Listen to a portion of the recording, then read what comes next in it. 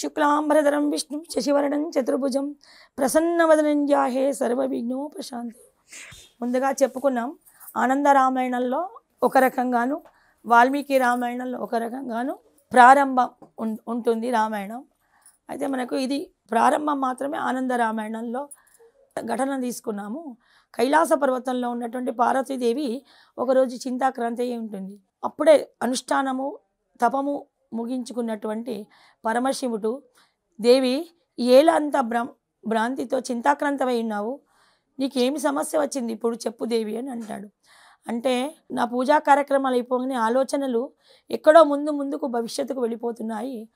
రాను రాను ఈ త్రేతాయుగము ద్వాపరయుగము, ఈ త్రేతాయుగములో రాక్షసుల చేత అనేకమైనటువంటి ఇక్కట్లకు గురి అవుతున్నారు ఋషిగణాలు, దేవగణాలు. ఆ మునిపత్నులందరూ కూడా నన్ను నిరంతరం కొల్చేవారు. గంగానది తీరాన నన్ను పసుపు గౌరించేసి ఎంతో భక్తి హృదయాలతో ప్రాతకాల స్నానాధికాలు చేయించి, తల్లి మమ్మల్ని కాపాడు, మా సౌభాగ్యాన్ని కాపాడు, మానవ సంరక్షణ చేయి అని అడుగుతుంటే, ఆ అసురేంద్రుడు అనేటువంటి వాడు 10 తలల రావణాసురుడు అనేక విధాల హింసిస్తూ నా భక్తులైనటువంటి స్త్రీల మాంగళ్యాలను దోస్తున్నాడు, వాళ్ళను మానభంగాలు చేస్తున్నాడు. ఇటువంటి క్రూర అసురుణ్ణి ఎవరు సంవరింపలేరా స్వామి? ఏమిటి ఈ త్రేతాయుగంలో ఉన్నటువంటి ఈ మనుషులకు? యుగయుగాలు మారుతున్న కొద్దీ అసురుల యొక్క అరాచకాలే ఎక్కువ అవుతున్నాయి. మీరందరూ వాళ్ళకి కావలసిన వరాలు ఎందుకు ఇస్తున్నారు? ఆ వర మద బలంతో సామాన్య మానవులను, సాత్వికులనైనటువంటి ఋషిగణాలను, దేవతాగణాలను వీళ్ళందరూ ఇలా హింసిస్తున్నారు. దీనికి ఏదైనా తరుణోపాయం చెప్పండి స్వామి.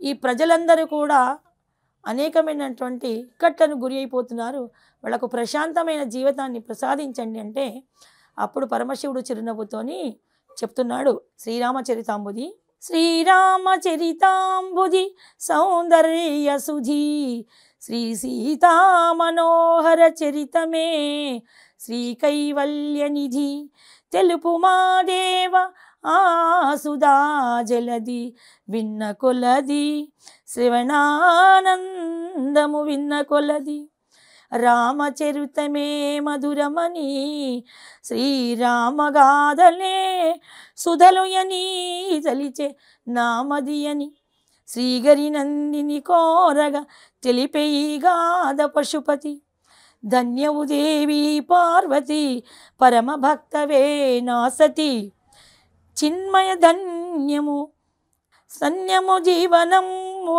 నరజాతికి ధన్యము చిన్మయుడవ్యయుడాది నారాయణుడే సన్మార్గము చూపగా అవతరించుచుండె భువిని సృష్టి స్థితిలయ మూల కారణ తేజము దుష్ట శిక్షణ గావింపగా ధరించెను మానవ రూపము అజ్ఞాన నాశకుడు సుజ్ఞాన ప్రకాశకుడు విప్ర విజ్ఞాపంబున యజ్ఞపాలకుడయ్యనేడు వినుమా పార్వతి కనుమాదిగో ధరిత్రిన్ దశరథ మహారాజు నరించుచుండె పుత్రకామేష్టిని లోకాన పాపాలు నదులై ప్రవహించే శోకాన భూమాత కుమిలి కృషించే విధాత వసగిన వరమదమున విర్రవీగి అసురేంద్రుడు విశ్రావససుతుడు దశకంఠుడు రావణాసురుడు లోకాన ఏకైక ఏలికేతానంటూ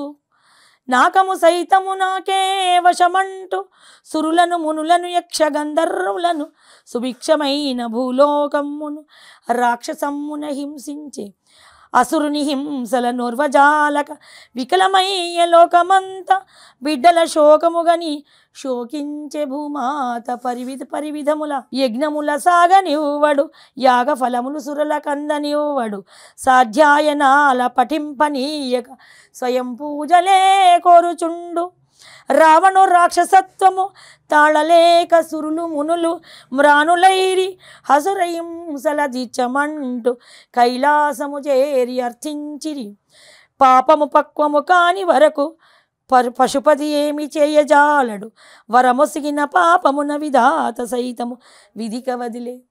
ఇక్కడ పశుపతి అంటే పశువులను కూడా పాలించేవాడు, పశువృత్తిని కూడా నిర్మూలించేవాడు.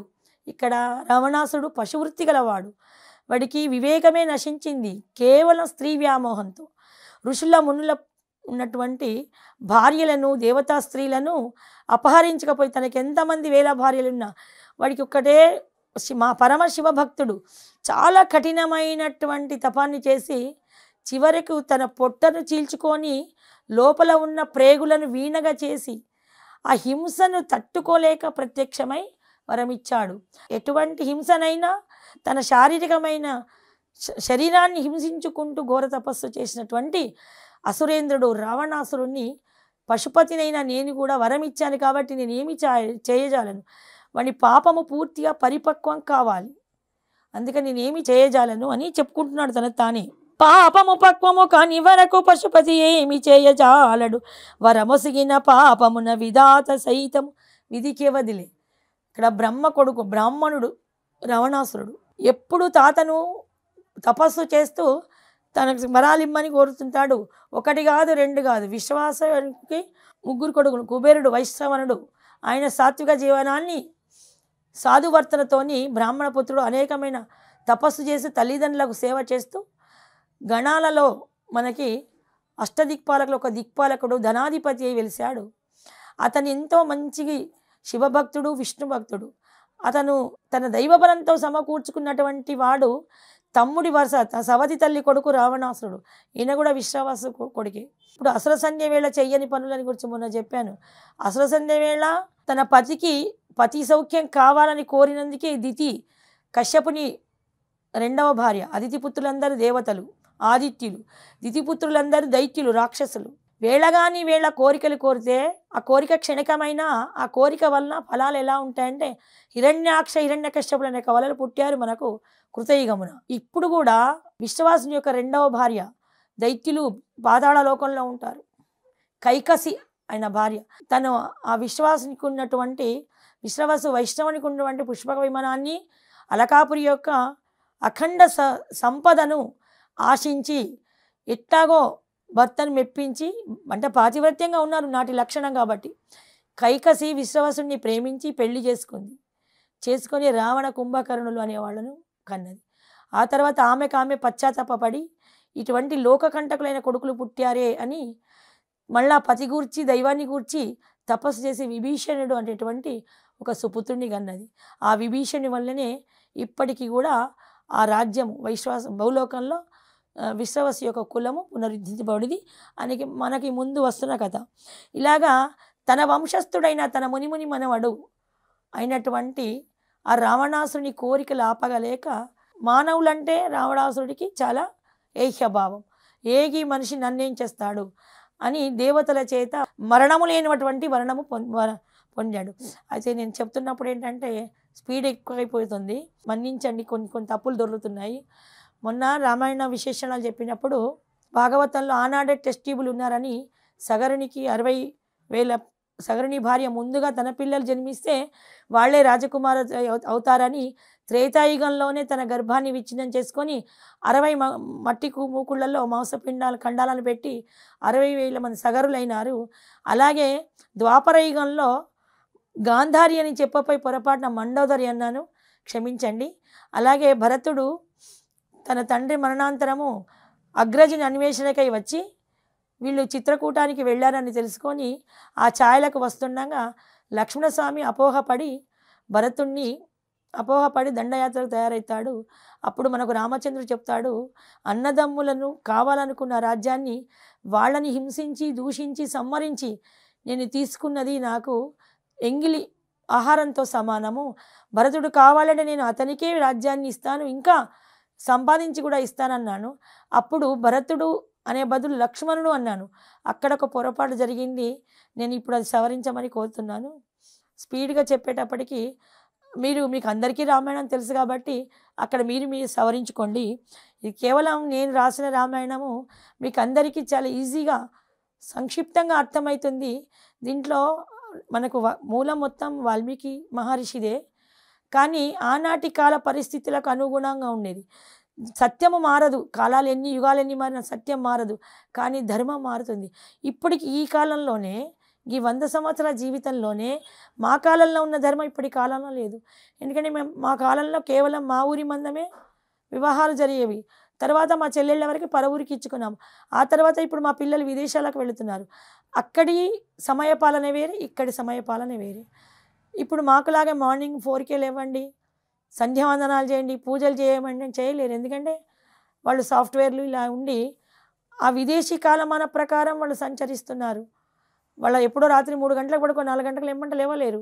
వాళ్ళు 7 సూర్యోదయం అయినాకనే సూర్యుడు ఉదయం ఏంటి మిట్ట మధ్యాహ్నం, దాదాపుగా మిట్ట మధ్యాహ్నం వాళ్ళకు స్నానాలు చేసి దంతావాన్ చేసుకొని ఏదో డైరెక్ట్ లంచే చేస్తుంటారు. అంటే ధర్మాలు మారిపోతున్నాయి కాలక్రమేణా. అప్పుడు హోమాలు యజ్ఞాలు చేశారు త్రేతాయుగంలో, తర్వాత సంకీర్తనలు పాటలు చేశారు. ఇప్పుడు కేవలం భజనలే చేసినా మోక్షం ఇస్తాడు.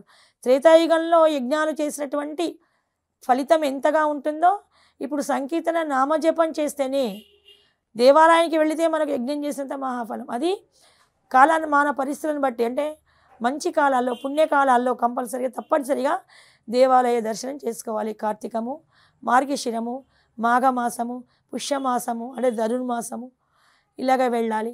ఆదివారం మఖా నక్షత్రం వస్తే, శనివారం ఉత్తరాభాద్ర నక్షత్రం వస్తే, శుక్రవారం పుబ్బా నక్షత్రం వస్తే, గురువారము పుష్యమి నక్షత్రం అంటే నక్షత్రానికి ఆ వారానికి ఇద్దరికి ఒకే దేవత గ్రహము అనుసంధానమైనప్పుడు అది విశేషమైన ఫలితాన్ని ఇస్తుంది.